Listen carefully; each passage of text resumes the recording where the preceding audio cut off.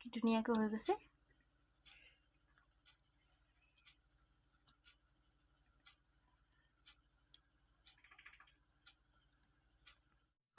নমস্কাৰ, খিয়ালি কিচেনলৈ আপোনালোকক সকলোকে স্বাগতম জনাইছোঁ। আজি মই লৈ আহিছোঁ আপোনালোকৰ আগলৈ মাংসৰ ৰেচিপি। মই মাংসনো কেনেকৈ বনাম আপোনালোকক দেখাম। মোৰ ভিডিঅ'টো শেষলৈকে চাই থাকিব। প্ৰথমতে মই ইয়াত লৈছোঁ মাংস আধা কিলো। কাশ্মীৰী লাল মিৰ্চ 1 চামুচ পাউডাৰ দিম। ইয়াত মই নহৰু আদা পিচি লোৱা 1 চামুচ দিম। ইয়াত মই দহি 2 চামুচ লৈছোঁ। দহিখিনি মই ভালকৈ ফিটি লৈছোঁ। ইয়াত মই দহি 2 চামুচ দি দিম আৰু মই দহি 2 চামুচ ভালকৈ ফিটি লৈছোঁ। আধা চামুচ নিমখ দিম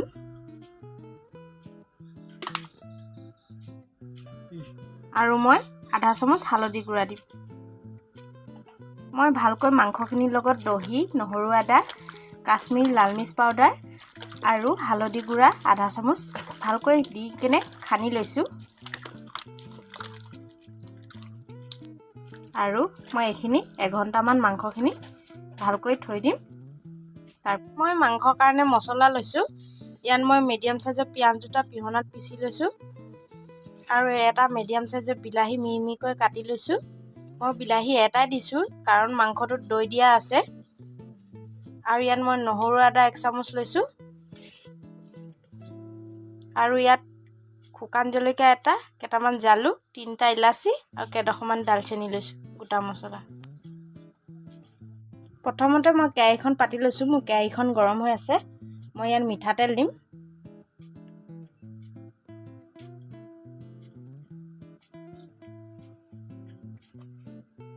মই মিঠাতেলখিনি ভালকৈ গৰম হ'ব দিম। মোৰ মিঠাতেলখিনি ভালকৈ গৰম হৈ গ'ল। মই এতিয়া দালচেনি কেইডোখৰ দিম, 3টা ইলাচি, এটা শুকান জলকীয়া আৰু কেইটামান জালুক।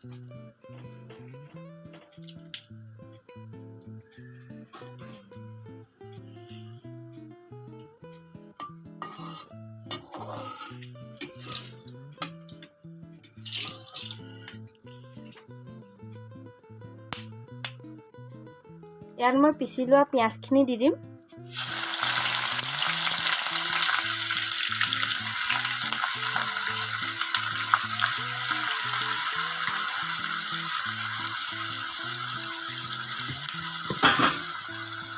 আৰু পিঁয়াজখিনি ভালকৈ ৰঙচুৱাকৈ ভাজি ল'ম।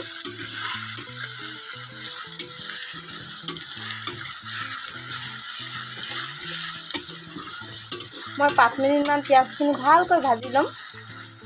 ইয়াত মই পিঁয়াজখিনি ভালকৈ ৰঙচুৱাকৈ ভাজি লৈছোঁ আৰু মোৰ পিঁয়াজৰ পানীটো ভালকৈ শুকাই আহিলে সেইটো ব্ৰাউন কালাৰ ধুনীয়াকৈ হৈ আহিছে।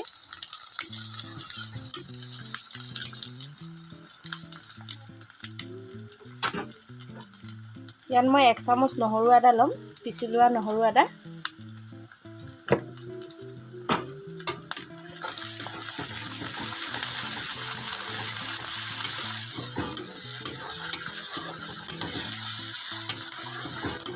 নহৰু আদাখিনি ভালকৈ মই ভাজি ল'ম।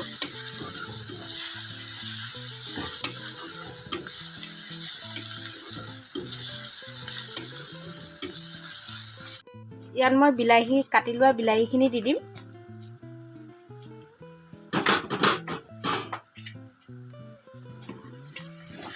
আৰু ভালকৈ লৰাই দিম।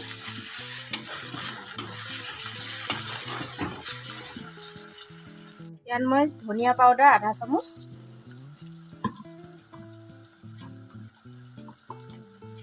জিৰা আধা চামুচ,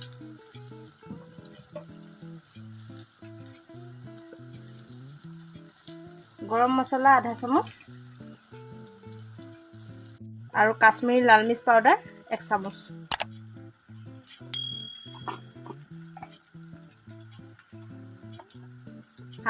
হালধি গুড়ি আধা চামুচ আৰু ইয়াত মই আধা চামুচ চিকেন মছলা দিম। মছলাখিনি ভালকৈ লৰাই দিম। লৰাই ভালকৈ মছলাখিনি ভাজ খাব দিম।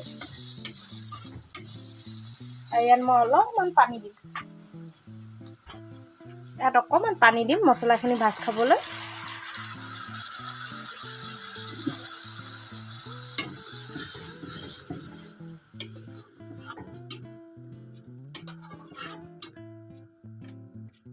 ইয়াত মই মছলাখিনি ভাজ খাবলৈ পানী অলপ দি ঢাকনখন লগাই দিম আৰু 5 মিনিটমান ভালকৈ গেছটো কম কৰি মছলাখিনি ভাজ খাব দিম।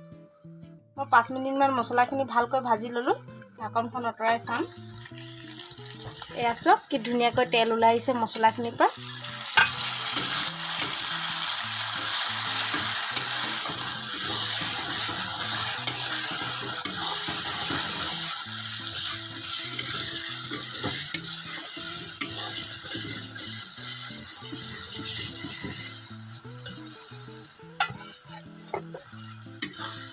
মছলাখিনি ভালকৈ ভাজ খালে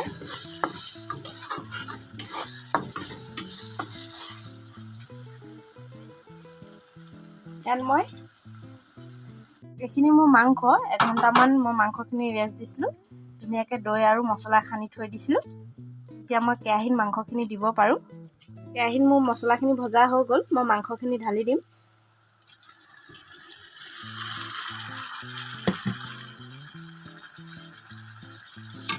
দি ভালকৈ লৰাই দিম।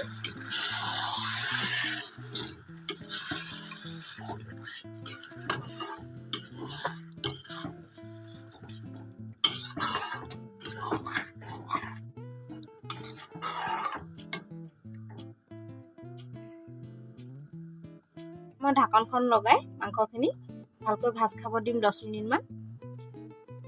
ইয়াত মই ঢাকনখন আঁতৰাই চাম।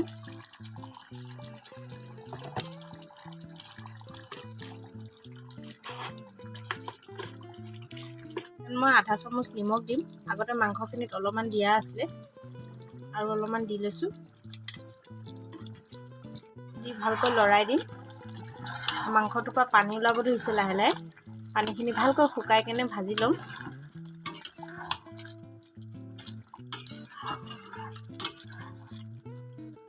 আৰু অলপ সময় ভাজিব দিম মাংসখিনি। ইয়াত মই অলপ কুহুমীয়া গৰম পানী দি দিম।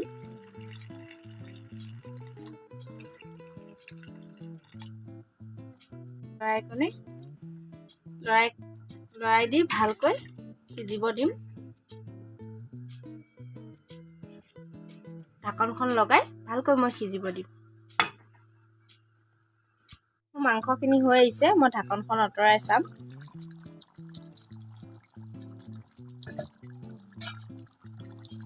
এয়া কি ধুনীয়াকৈ মোৰ মাংসখিনি হৈ আহিছে আৰু সিজিলে ভালকৈ সিজিলে।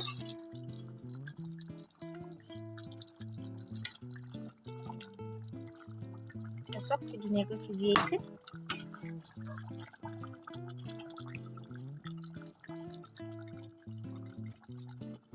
মাংসখিনি হৈ গ'ল। মই এতিয়া গেছটো বন্ধ কৰি দিব পাৰোঁ। এইখিনি মোৰ মাংসখিনি হৈ গ'ল। কি ধুনীয়াকৈ হৈ গ'ল চোৱা। আৰু যদি ভাল লাগিছে মোৰ ৰেচিপিটো চাই মোৰ চেনেলটো ছাবস্ক্ৰাইব কৰি দিব, যাতে মই আগলৈ আৰু ধুনীয়া ধুনীয়া ভিডিঅ' আপোনালোকৰ ওচৰলৈ ৰেচিপিবোৰ লৈ আহিব পাৰোঁ। চব কি ধুনীয়াকৈ হৈ গৈছে।